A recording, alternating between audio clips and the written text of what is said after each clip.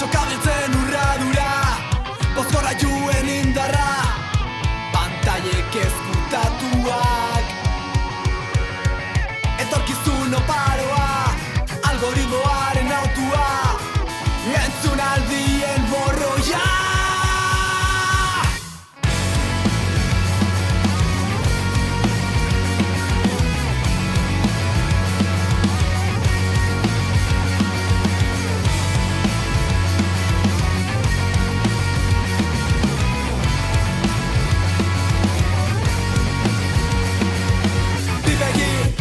Begirada bat, zer berri, topo gaitamar, arrakalaka antinahiak. Batzuen, aita bitxiak, gozoak, bezainkaziak, santifikatu zaitzala. Ez dut dirurik nahi, nahiako bebeka nahi. Bi paseak, niretzat argiak. Estetika, estetika, irudiak, gaurko musikak, baino ganora gehiago duen ondan. Instagrameko jarraitzaileak, garrakastaren erantzuleak, zertan dirtu da gure estena, bezkotzako izerdiak. Kaleak txikiak dira, sartzen nire naikeriak, kea dario lau ertzetan, baina zurik ez da.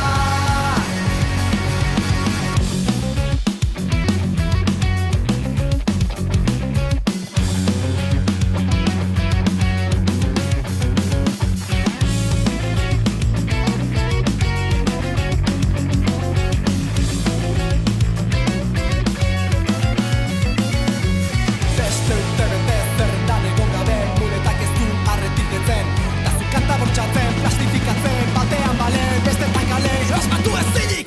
Izarri gabe amestei dago ere, nire zure bizuztu nire antziespungen. Zerua lekurik egiten badigute. Podiuma, bakestitxa, arrakasta arrastaka, arroz estunka, desdiratzen duen oro, ez da urrea. Aurreko bi saioetan bakarlariekin egon gara hizketan. Salto egiten dugu eta talde batekin egingo dugu gaurko elkarrezketa, puntu eta koma. Ez dakit, laukote, proiektua nola hasi zen? Vale. Proiektua hasi zen bakarlari bat bezala. Berez pandemian harrapatu ninduen eta hasi nintzen konposatzen pixkat niretzarako. Inolako aspiraziorik gabe.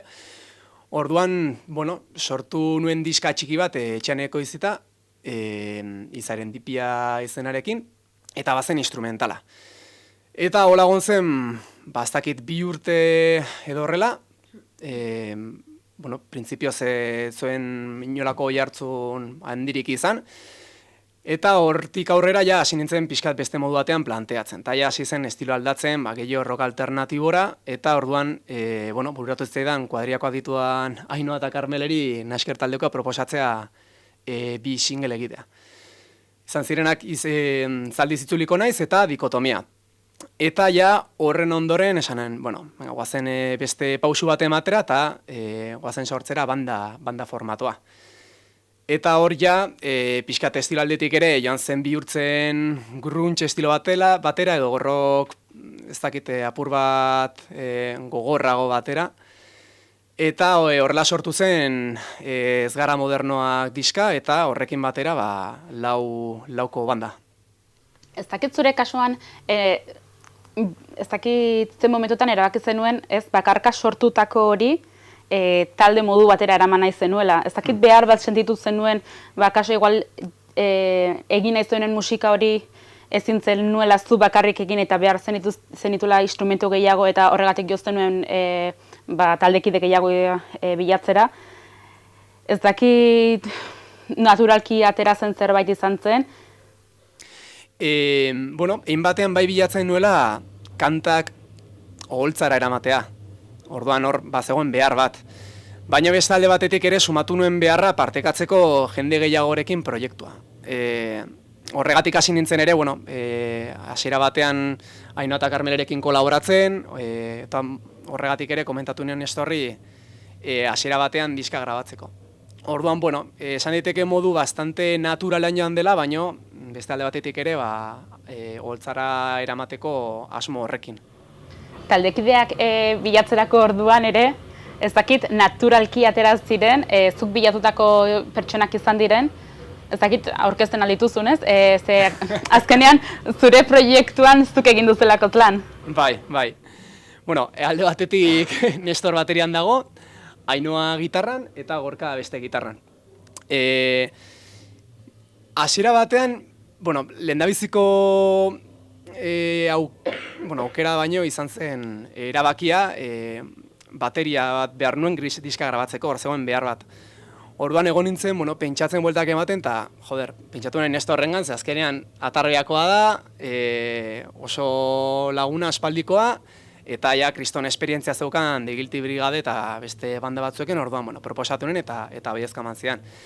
Eta gero ja, hasi nintzenan gehiago zuzenekotan pentsatu nuen, beharko dut minimo gitarrista bat, eta beste gitarrista bat edo bajista bat. Orduan hasi nintzen pixkat ere pentsatzen, eta ez dakindola iluminatu zitzaidan bombilla, eta pentsatu nuen Gorkarengan orduan ez ginela, ezaguna ginela, baina lagunak ez, azkenen ez genen kointzitu askotan, eta izan zen pixkat, kaina botatzea, ber zer esaten zuen, eta eskerra baiezka manzuela.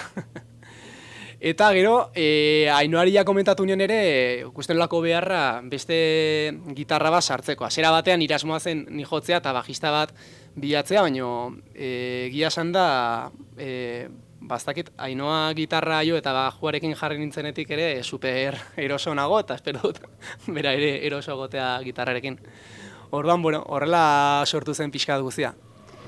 Zueri ere, hiruei ez dakit nola etorri zitzaizuen taldean parte hartzeko proposamena, gehien bat, bertze talde batzuetatik zatozte denak. Errango nuke estilo desberdinetatik.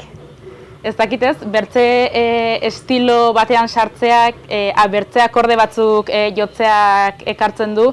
Ez dakit, hori ere zuen egunerokotasun horretan edo zuen musika egiteko horretan ere nola sartu zenuten edo nola hartu zenuten ere talde honetan jotzeko proposamen hori.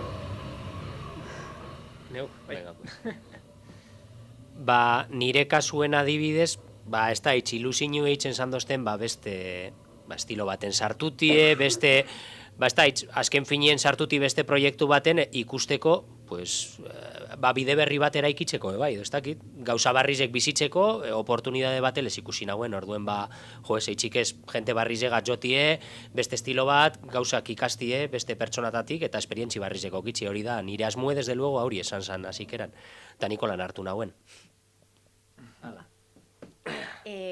Kaixo, niretzat izan zen pixka bat, ni hasi nintzen gitarra elektrikoa jotzen orain dela 3 urte, eta beti izan da ere Asierren laguntzarekin, igual Asierri galdetu nion ere orain dela 3 urte zer zen ampli bat, eta beti berak lagundu dit pila bat, eta torri zitzaidanean eskatzera jotzeko, esan nuen, ni orain oso aktibo dago nire beste taldea, baina esan nuen, niretzat ere oso aukera polita zen, Asierren kanta gustoko ditut, eta gainera musikaz hoekin jotzeko aukera zen, eta niretzat pixkoat challenge-a, ze gitarrarekin egiten dudana ez da bat ere zaila, baina niretzat desberdina da, eta ikasten ari naiz, eta ikasteko ere modu bat bezala hartu dut, eta oso gai, eta modu operandi desberdinak ikusteko.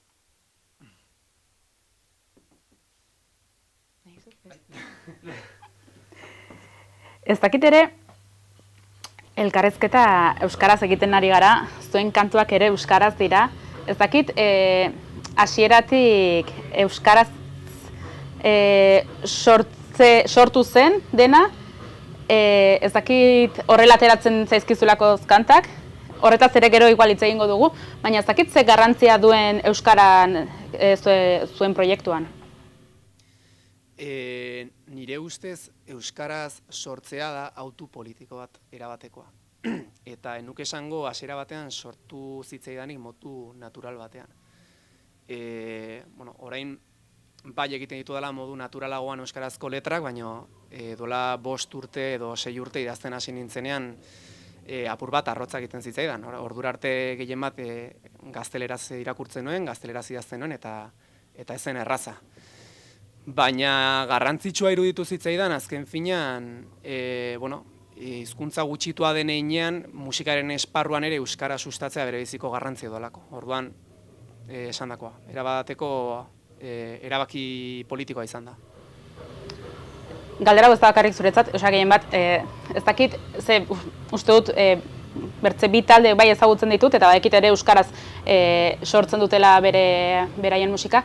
Ez dakit, musikari bezala eta usten duzuen euskaraz sortze horrek ere ateak ixten dituela. Guri nik pentsatzen dut aldere bezgertatu zaigula. Hau da, uste dut taldearengo izan bagenu gaztelaniaz, igual ez litzateke inora heldu izango. Hori guk ez genuen, ez genekien, guretzat ere izan zen autopolitiko bat, azkenean Iruñan zugulako euskera hainbeste erabiltzen, geroz eta gehiago gure artean eta dena, baina hori izan zen pixkat esfortzua egitea, orain ere gertatu zaigu, geroz eta errezago egiten dugula, eta gainera ateratzen dira euskeraz ere entzuten dugulako musika, baina ateak itxi, igual bai, baina eski hemen dagoen estena eta hemen dagoen zirkuitoa jotzeko oso garrantzitsua da, eta uste dut horrek ere irekitzen aldizkizula ateak. Ez da hitz, ni bai egon nahiela erderazko talditan eta euskal talditan, eta nik hainoa les pentsate dut, askotan bidie errastuten dutxu, pentsate dut Euskal Herri zen, badau gure zirkuito bat, gure eszenie, gure kulturie eta euskerie horren oinarri ze da. Orduen, askotan emoten dau bezetz, bai behintzat Euskal Herri zen, ni pentsate dut aukera gehiago emoten txule euskera sabestutie. Nolakoa dela errango zenuten zuen proiektu honen soinua? Galdera ona. Ni batzutan ere ezakit definitzen, baina azken aldian bai erabiltzen nizela asko rock alternatiboa eta gruntxaren arteko fusio hori. Bai, gero ere kanta batzutan baztaki sumatu daiteke melodia poperoagoak, baina orokorrean esango nuke bi genero horietan sartuko nukela. Ez dakizuek nola ikusten duzuen. Bai, ez da epa. Bai, soinue, apurtxu bet ni pentsate dute, nik entzun haueniko etxe belelegoko maketak eta hori etor jaten burure. Gruntxe, rock alternatibu apurtxu bet, bai, no? Hori da, zure asmue behintzet hori izan pentsaten dut, no?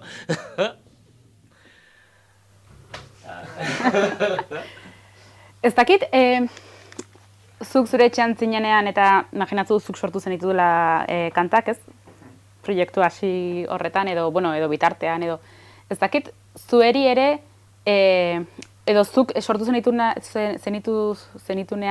kantu horiek ez dakit zure buruan modu batean sonatzen zuten taldean hasi zinetenean aldatu zen soinua eta zueri etorri zitzaizkizuenean kanta horiek ez dakit saiatu zineten sartzen zuen estiloari dagokion ez dakit, ikuspuntua edo ez dakit ez, anitzetan talde batzuekin izketan nagoenean eta erraten diate, bai, aldatu dugu bateria. Lehenagoko bateria heldu zen del rocketik super, eta oraingoa dator ez dakit estilotik eta betik altzut ez, eta aldatu da, zuen soinua aldatu da eta denek erratute baietz. Ez dakit zuen kasuan, ensaiatzen hasi zineten momentu horretan, eta gaur egun atera duzuen produktuan aldatzen joan duen ere soinua. Nik baietz esango nuke. Azkenean bakoitza dauka bere jotzeko estiloa, bakoitzak dauka bere ibilbide profesionala baino, beste talde batzuk eta norberak bereak egite ditu kantak ere. Orduan, noski, nik hasiera batean kantak sortzerako garaian modu batean jotzenen eta orain taldean ez dakit beste soinu mota bat dauka, oso fidela da azkenean, baino hala ere, bueno, bai aldatu dela. Bai. Osea, nahita ez, azkenean beste batek jotzen duenan instrumentu berdina, ezin da berdina izan, ez? Eta nire aletik ez dakiten hori, desberdin jotzen dudalako estiloaren gatik edo limitazioen gatik, baina bai. Adibidez, bueno, ez dakite, adibidez aipatzearren. Gogoratzen du kantak sortzerako garaian, bai, claro, nik bateriak egin dituela MIDI programa batekin. Osea, de hecho, askotan esan dut, gitarrista batek bateria sortzela dela kriston martzianada, ze dirudi baterista dituela 8 hanka eta 8 beso. Orduan, bueno, Nestorrekin geratzen hasi nintzena, baiz, hasiera batean grabatzera joan aurretik biok elkartu ginen, esaten zian, bueno, guazen hau egitera erreala, guazen hau egitera jotzeko modukoa, eta noski berak eman zion bere estiloa, eta nik uste dut asko hobetu zirela kantak. Aurkeztu duzuen diska honetara pixka bat bideratuta, ez dakit, entzuleak gai konkreturen bat aurkituko duen zedean, ez dakit zerbaiti garrantzi gehiago eman diozuen, ez dakit zerbaiti kantatzen diozuen. Nik uste dut ez, nire asmoa eta helburua hasieratik izan da gizarteari hainbat kritika egitea, baina askotan, claro, ez dakite, badibidez, patroirik ez kantan, argi eta garbi egiten zaio gaur egungo maskulitate hegemonikoari kritika bat. Eta ahaztuak kantan esaterako, gaur egungo belaunaldi gazteak sufritzen duen, pairatzen duen zapalkuntzari referentzia egiten zaio. Baina, ez dakit, aurreko elkarrizketaren batean ere esan izan dut, kanta askotako letrak direla nire buruarekin izan ditudan elkarrizketa batzuk, inkluso kolokan jarriz, nik egin izan ditudan, bastakit, hartu ditudan jokabide batzuk, edo pentsatzeko modu batzuk, autokritika modua, edo ez dakit, autobiopsia bat izango balitz bezala. Kanta guztiak zuk sortuak dira? Bai. Ez dakit nola izan zen, ez momentu hori, ez nire buruan ez, ikustu dut momentu hori, niko ditut, imaginatu, 14 kanta hauek, ematen dizkiet taldeari, melodia batekin ja, ez? Eta hortik lanean hasi behar da. Beti pentsatu izan dut, hasiera batean arrotza egiten dela, igual hasieratik sortu ez duen, kantak sortu ez dituen persona bati esatea begira. Hau da planteamendua, hau da nik proposatzen dizudana, gustatuko litzaizuke errepresentatzea, azken finean da errepresentatzea. Baina, azken finean bada beste proiektu mota bat, eta, nire Harriudarentzako, hiruek baiezkoa esan ziaten, eta nik uste dut, disfrutatzen ari garela. Modu batan, ez dakite gero haiek esan dezatela, baina izan daiteke ere ardura bat gutxiago izatea eta zentratzea igual haien papera gehiago zuzenekoetan. Hala ere, onartu barra daukat ere, gauza asko definitzen laguntzen ari nautela. Nestor berezikin, Nestorrekin lehen esan duan bezala, jotzen, ensaiatzen hasi nintzenean, berak finkatu zuen gehiago bateriaren partea. Bai, berak, bere jotzeko estiloa jarri zuen.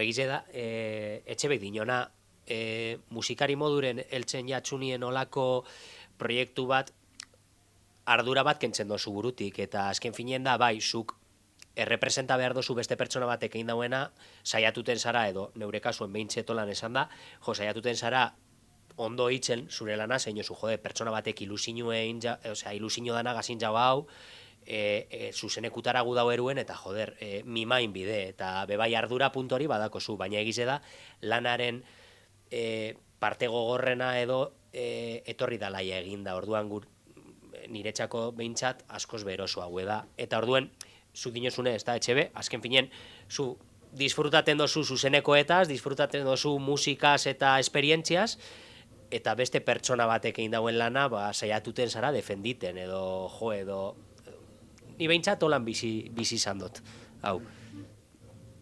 Berdin, bai, berdina pentsatzen dut. Jo, ni ari naiz orain pentsatzen ez nuen pentsatua, baina igual da ere, jo, beste proiektua izanik, eta beste proiektuan, azkenean, hainbeste elkarrizketa, hainbeste lan, hainbeste gauza, eta hain gutxi musikan zentratu, honetan da, de repente, pues hartu kantak entzun eta joi, boa, maravilla, bai, biak izanik, bai. Gero erotuko naiz, baina... Ez, baina, aurrekoren baten ere komentate zen, gorkak, Aiarrekin, kriston, bastakit, lana egiten dut, musika sortzen ez dakit zer, bueno, baizu, pintzat modu honetan ere, nesta sorkuntza lan hori ez izan, disfrutatzen baldin badute, nigatik, vamos.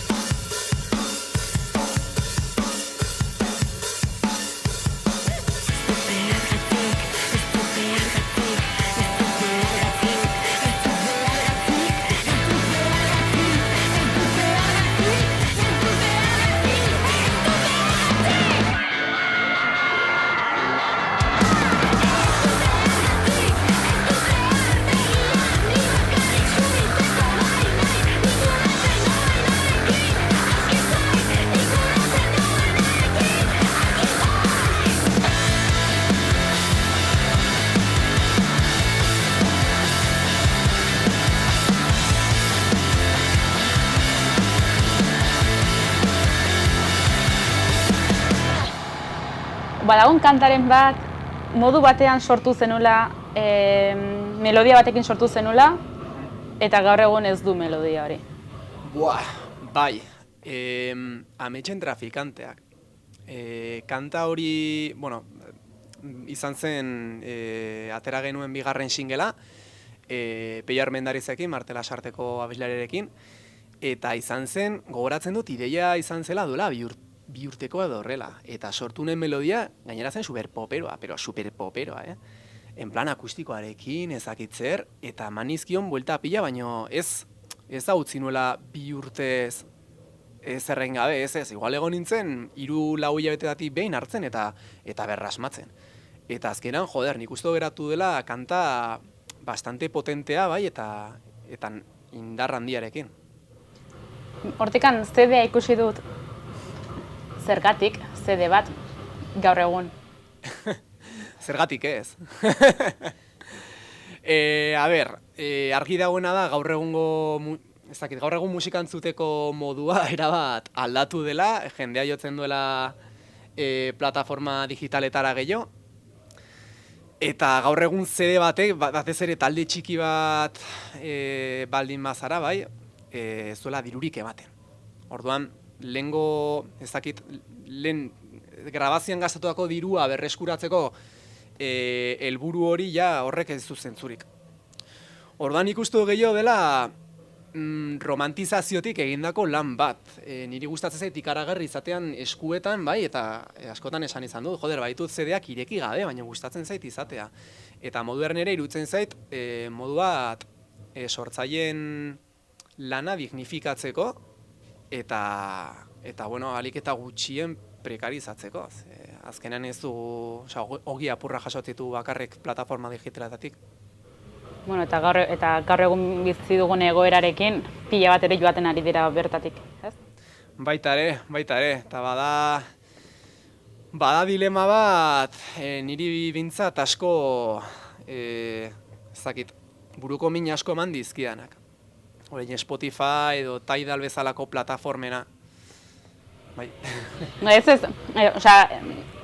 Ez dalako lehenengo pertsonak erraten diala, diru gutxi aiekatzen zaizuela bertara, gehienak bertatik konsumitzen dute, ez? Eta bertatik ere joatea jogala kaso ere, gaur egun bizi dugun, bizi garen mundu honetan, bertatik joatea ematen du desagertzea dela ere, ez? Bai. Hemen, hainbat iritzi egon daitezke. Nik bintzat nirea pertsonalki emango dut. Zoritxarrez gaur egun musika kontsumoa monopolizatu da, edo badago oligopolio baten menpe. Plataforma digitaletan entzuten da, eta zuk esan duzun bezala, horti joan ezkero, bada, suizidio bada, azkenean. Orduan, gaur egun, momentu honetan asko entzun izan da, Spotify-ekin zer egin, joan, edo ez joan, Tidalekin berdina gertatzen ari da orain, azken finean Israelekin dituen loturengatik. Niri gustatuko lehitzaideake benetan izatea ausardia joateko plataforma hauetatik, baina iruditzen zait dela anzturan erortzea batez ere, lehen esan dudan bezala talde txikia baldin bazara. Ze zu ezagutzera emateko modu nagusiena hori da zoritxarrez. Orduan, non dago ardura? Nik uste dago ardurak behar duela oreka bat. Batean artistek izan marko lokute ardura. Naiz eta ez joan plataforma horietatik beste plataforma etikoago batzuk edo beste musika entzuteko modu batzuk sustatzeko, baina beste pisu handi bat ere badute entzuleek. Azkenean, entzuleak jarraitzen duten bitartean plataforma horietan, ez dago ezer egiterik. Eta esan dagoan nire, iritzi pertsola da, zakit norbaitek jake meloia ireki dugun. Ez, nik uste dut ere zaila dela talde txiki bati bertatik joatea. Uste dut bizikaren soziade honetan ez bazaude hor, ematen du taldea ja ez dela existitzen ez. Zuk hartzen duzu, eske denek, gaur egun denek edo batzuk autua egin dutela, bertatik joan direla, ez dutela konsumitzen, eta txapo beraiengatik, Baina bizigaren sozial honetan denak hartzen dute mobila, sartzen dira Spotifyen eta jartzen dute ez taldearen izena. Eta ez badago, zergatik, igual utzi du, ja ez dago, ja ez? Hori da. Eta hala ere, naiz eta ez joan plataforma hauetatik, badaudela moduak, moduren batean edo bestean boikota egiteko. Lehen esan dut adibidez, sustatu daitekela beste plataforma batzuetako musika. Sare sozialekin berdina gertatzen da.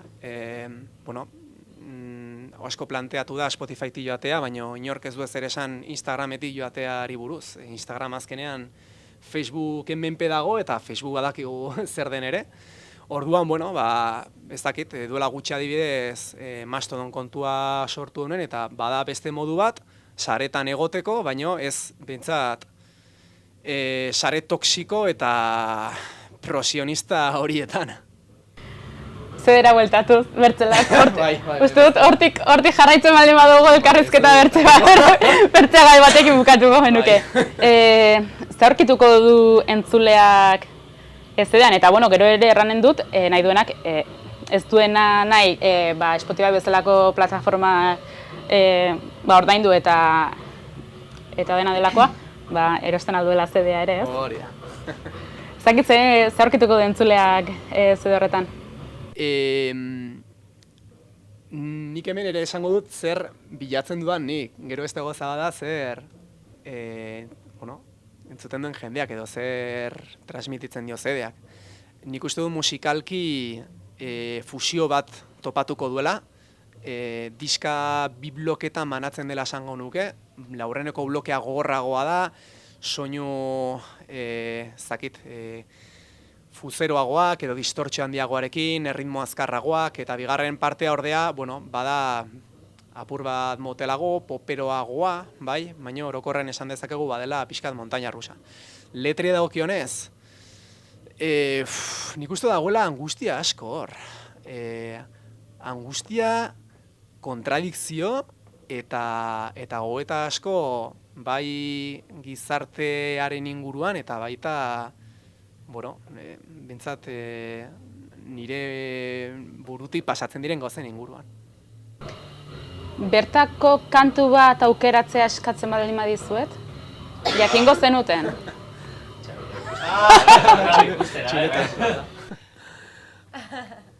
Nestor, zu baduzu? Nik patroirik ez. Nik ere bai. Esan behar nuen oso poperoa nintzelako baina. Niri gustatzen da sete. Nik ere aukeratuko nuke sete, batez ere igual lehenengo bloke horretatik badelako ez dakit gruntxerarena edo kaineroena edo eta gero letra, ez dakit oso simplea da, ez dauka mistera handire, ez da oso sakona, baino transmititzen duen indarra niretzako da, ez dakit, berezia. Gero ere, CD-a ikusita berezia da portada, ez dakit, nondik datorren ideia? Diseinatu du eta ilustrazioak egin ditu Mikel Bidak. Mikel enuen aurretik ezagutzen, baino bai jarretzen nola Instagrametik, ze ikaragarri gustatzen zaizkidan bere ilustrazioak eta esan, eske diskonek nik uste merezi duela diseinu elegante bat, eta prozesu izan da oso polita. Gogoratzen dut telefonoz hitz egin genuela, pixkate, ideia botatzen hasteko eta bota niola, badukat buruan kontzeptua dela, pixkat gaur egungo musikaren munduan dagoen eromen hori, fatxada eta pixkat postureo hori, eta zantzian, igual irudikatu daiteke zirko moduko, zirko ez, tio bibo batekin, pertsonei pilekin ezakizer, eta zen, de puta madre. Eta, horren arira, hasi zen ideia proposatzen, eta ia esan da, nik uste eta asmatu duela. Eta CD-ak grabatzeko prozesu hori? Nola, ez dakit, talde bezala nola izan zen eta non? Izan zen musiki estudioan Berriozarren, Adrian Vallejorekin izan zen. Eta hori, lehen aipatu dan bezala, Nestor eta Bio jarri ginen Jota Fuego, Jabet Eterri edo horrelan saiatzen kantak. Eta praktikamente aste batean grabatu genuen. Gogoratzen dut gainera aurrikusi genuela bateriarentzako egun bat, eta Nestorrek ezakit 3 ordutan grabatu zuten guztiak. Eta ja, ondoren sartu genuen bajoa, gitarrak, ahotsa, Ainoak egin zizkidan ere koro batzuk super altuak eta super guapoak, jebiak. bai, eta horrela izan zen. Ez dakit pentsatu duzuen edo baduzuen, zuen proiektuari irudia jartzeko asmorik. Irudia ez zentzutan? Bideoklipa. Ara, bale. Planteatu genuen, baino egia da diskarekin egin den inbertsioarekin nik uste dut bigarren plano batean geratu dela. Azkenean bai Sokabeltzen urradura singelarekin eta baitare Martela Sarterekin ateratako Ametsen Trafikantea kantarekin atera genituen bi bideoklip, baina azkenean izan zen montaje bat. Zein edaki, igual etorkizun batean ere planteatu daitekeen gauza bada. Bizigaren soziedade honetan uste duzue musikak behar duela irudia? Behar musikie berak ez dau behar zer gehiago, baina bizigaran gizartien, bai, neurri handi baten, bai. Orduen, gentiek erostidako la disku eta mertxan eta horrek gauzek, dirue atarateko eta geube jarraitzuteko gauzak egiten. Mesedez. Ez, zukeran diatzu ez, behar, irudia behar. Bai, uste dudalakoz, gaur egun bizigaren soziedade honetan Instagramak eta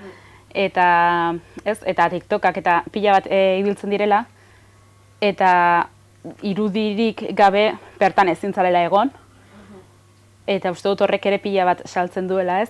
Zuek ekanta batean erraten duzue, ez?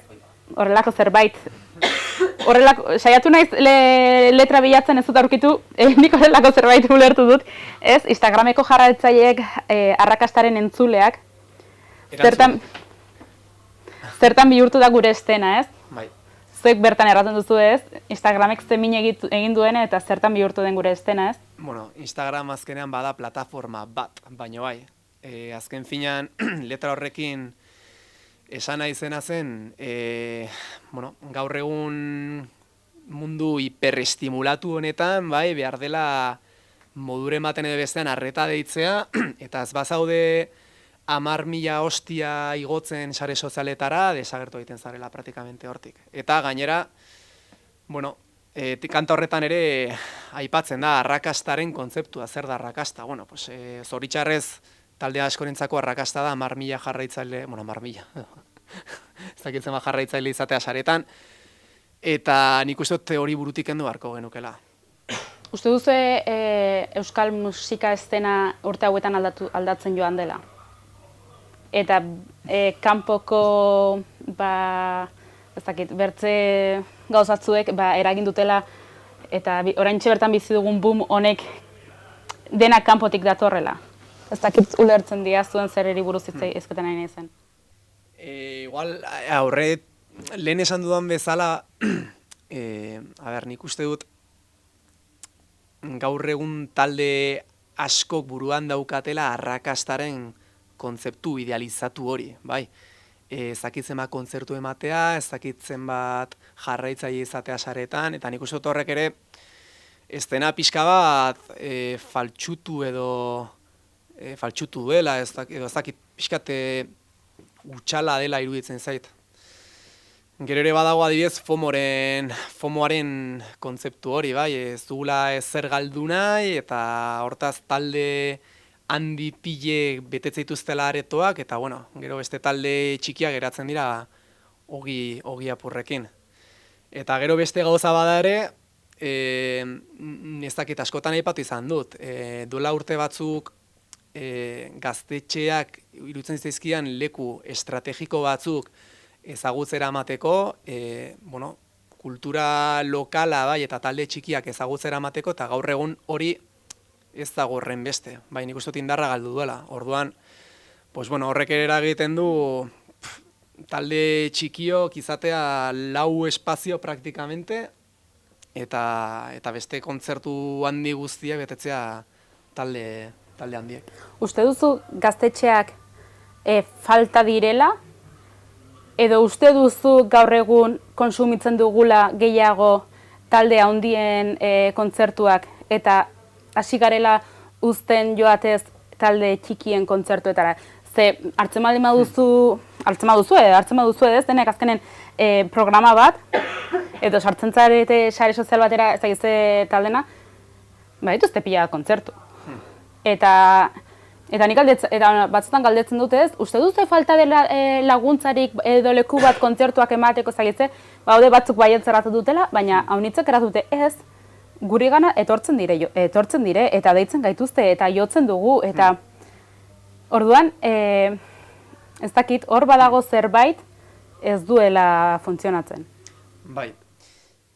Nik uste, gaztetxeak falta direla, baino gai honetatik aparte. Zan dut, noski, zera kontzertu gehiago egiteko, bai, eta talde txikiak gehiago ezagutzera emateko, baina horrez gain ere, betzadezkit, gune autogestionatuak direla, izan barkotu luketela funtsezkoak herri guztitan. Horrez gain, bueno, kasu, nik zer dakit, nik adibidez bai ikusten duala, hemen Iruña herrian falta espazio txikiak topatzeko. Bueno, txikiak badaude, ez? Txikiak badaude, baina, bueno... Gero ja zerbait handiagora joan nahi baldin baduztu, ja hor dago arazoa. Baina adibidez, niri bururatzen zaizkian espazio txikiak dira, Burlatako gaztetxea, ja ez dagoena, Aintzina taberna, Akelarre, Txantrean, ez dakit, lehen Atarraiako gaztetxea genuen, Kriston espazioa ja zagoena, lehen Errotxapeako espazioa zegoen. Ez da hori bakarrik, eta zuk esan duzun bezala nik uste dela, egin behaten ere, entzuleek bilatzen dutela talde handien kontzertotara joatea, eta berezik zentratzen direla horietan, baina horrez gain, nik bai sumatzen dudala espazio txikien falta. Espazio txikiak, kontzertuak, uste dut zuek lan guztia alrebes egin duzuela. Bueno, orain dela gutxi ez orain dela horren gutxi, baina bertso talde batekin egon nintzen, berdin egin zuela, lehenengo produktu guztia prestatu zuen, eta gero atera zen kontzertuetara. Atarrabian, ez? Bai, hori da, etxean. Ze espero duzu kontzertu horretaz? Nahi altuze, erantzun. Ainhoa, venga, vale. Jendetza, ez da, etxean egotea eta jendea egotea, pintxopotea delako, gero ere beste kontzertu bat dagolako, beti hurbiltzen delako jendea egun horretan eta disfrutatuko dugula, bai. Bai. Politxo gongo da, seguru, oseak etorrin bezedez. Ni bentsat ez dut espero plaza petatzea, desde luego, eta igual, ez diot garrantzirik ematen horri. Nik uste dut, niretza politagoa dela inguruko jendea tortzea, maila txiki batean proiektua ezagutzea, eta desde luego, ongi pasatzea. Askotan esan dut, hau ez badu guregatik egingo, honek ez du zentzurik, eta talde txikia garen jainean nik uste dut, badugula aukera, bai, eta askatasuna nahi duguna egiteko. Ez dugulako inorri ezer zor. Nik hemendik ikuslei animatzen diet entzutera. Nik proposamena etorri zitzaidanean zueri elkarrezta egitea, ikusi nuenean titularra non. Otro grupo de rock, otro grupo de punk, Eta hartu nuenean, eta sinintzenean zedean bidari zenidanean, eiek aleratu da, sinintzenean, ostras. Ez da nik uste nuena. Nik pare bat buelta eman dizkio zedeari, beraz, animatzen ditut, entzuleak, entzutera, nik sorpresa eraman nuen, espero dut beraiek ere sorpresa bana eramatea. Nire partetik nik berentzat ez dut galdera gaiarik, ez dakit zueri geratu zaizuen zerbait errateko. Eta ez ezko baldin bada, eskerrik asko elkarrezketan engatik. Eskerrik asko, esan dakoa, animatu Atarrabiako kontzertura, jarraitu gure saretatik, batez ere Mastodonetik. Mastodonekin, Instagramez. Eta hori, esan ere zedea sailgai daukagula, eta kaso egiteko gure saretatik nahi baduzu. Eskerrik asko.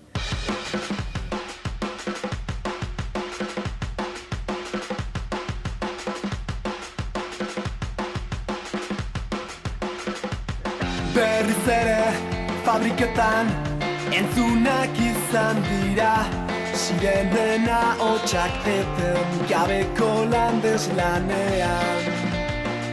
Kezken itzalak hemenetan, menetamen titulara rotzei, Ordu estuetan apatia nagusitu da.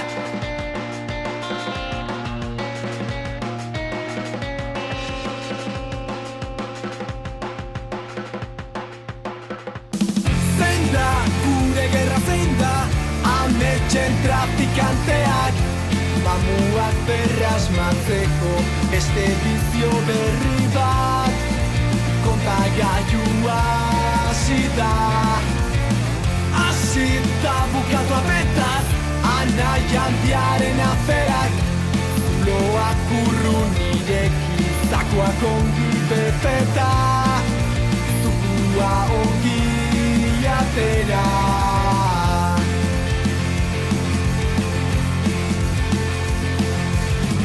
Eroso gaude distopiak eraikitzen neurrira, inoz baino erosoako bizi gara, gauzaren erdia. Gaur ez zaude jada, baina izan nintekeni euren judizietara kondenatuak.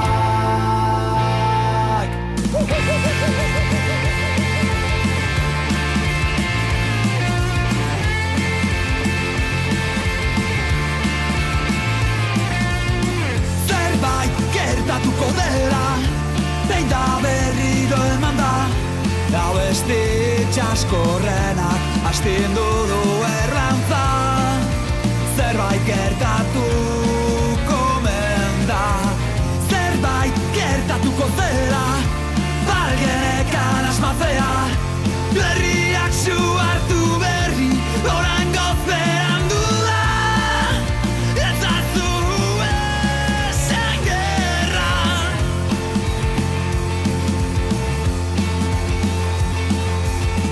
Eroso gaude distopiak eraikitzen neurrira, inoiz baino erosoago bizi gara kaosaren erdia.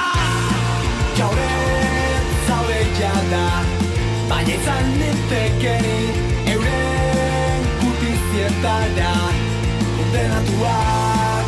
Gaur ez zaude jada, baina izan nintekeni euren judizietara kondenatuak. Gaur ez zaude jada, baina izan nintekeni euren judizietara kondenatuak. Gaur ez zaude jada, baina izan nintekeni euren judizietara kondenatuak.